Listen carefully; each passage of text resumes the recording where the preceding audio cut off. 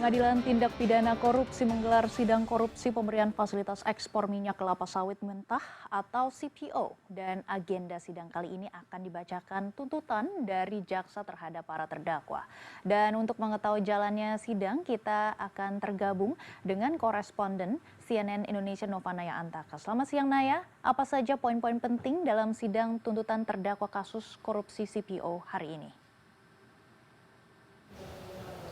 Ya, selamat siang Maggie. Hari ini dijadwalkan sidang lanjutan terkait sidang kasus korupsi dugaan vonis lepas terhadap hakim hingga panitera, di mana dijadwalkan dalam agenda hari ini adalah pembacaan tuntutan dari jaksa. Dan untuk mengetahui seperti apa persiapannya, saya sudah bergabung dengan salah satu dari tim kuasa hukum Muhammad Arif Nurianta yang mantan Ketua PN Jakarta Selatan. Kita langsung tanya saja dengan Mas Niko Sihombi.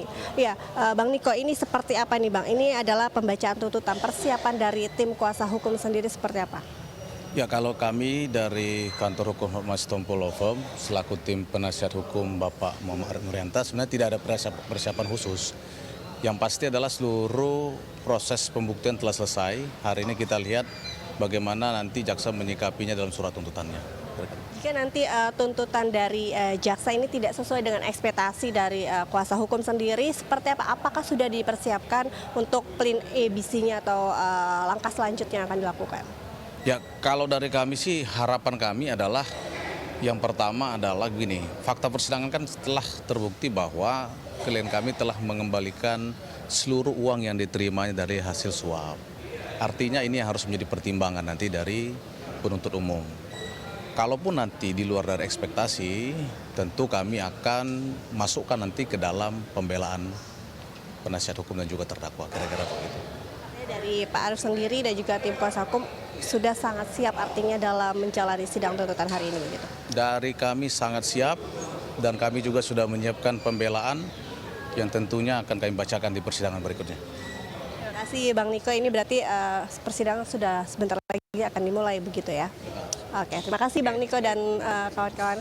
Ya Maggie, ini artinya persidangan juga sebentar lagi akan segera dimulai meskipun tadi dijadwal sebenarnya pukul 10 pagi, namun ini sedikit ditunda sekitar setengah 12, di mana kita ketahui ada 5 terdakwa lainnya selain mantan Ketua PN Jakarta Selatan, ada Muhammad Arif Nurianta, kemudian juga ada mantan Panitra Muda Perdata PN Jakarta Pusat yaitu Wahyu Gunawan, serta Hakim Jumianto, Agam Syarif dan juga Baharudin dan Ali Mutaharom yang memutuskan vonis lepas terhadap 3 tersangka. Dalam hal ini adalah 3 korporasi besar, diantaranya ada PT Wilmar Group, kemudian juga PT Musimas Group. Ini menjadi tentunya ini menjadi tanda tanya pada saat itu jika kita review kasus ini merupakan skandal suap yang terkait langsung dengan putusan kontroversial lepas dari segala tuntutan.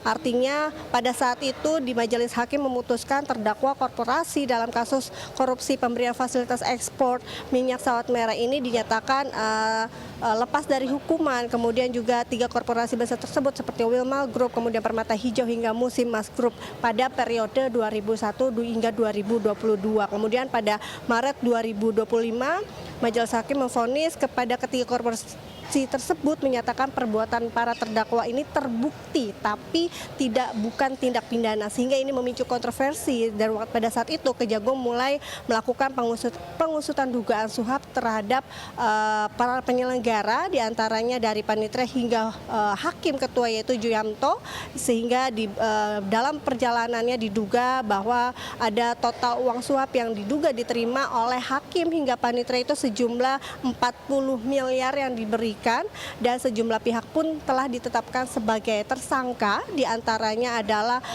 pihak yang mewakili korporasi, ada Marcella Santoso, kemudian Arianto juga yang berperan adalah untuk memberikan suap kepada kelima terdakwa yang hari ini akan dibacakan tuntutannya. Kemudian juga ada lagi 3 hakim yaitu Jumianto, Ali Mutaharom dan juga Agam Syarif Baharudin.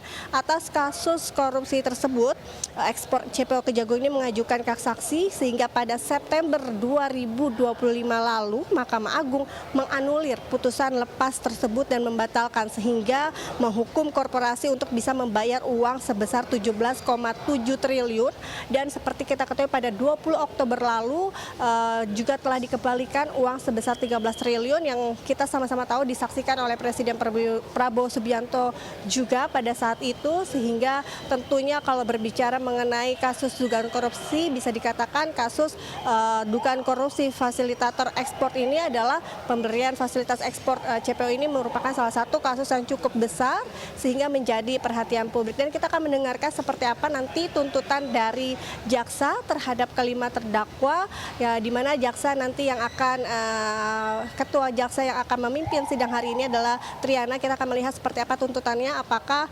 sesuai ekspektasi dari para kuasa hukum hari ini atau memang melebihi ekspektasi ya, karena kita tidak bisa berandai-andai kalau berbicara mengenai hukum ataupun hasil atau tuntutan dari jaksa hari ini, Maggie. Akan terus memantau perkembangan sidang tuntutan terdakwa kasus korupsi CPO. Terima kasih Nova Naya Antaka atas informasinya dan selamat bertugas kembali.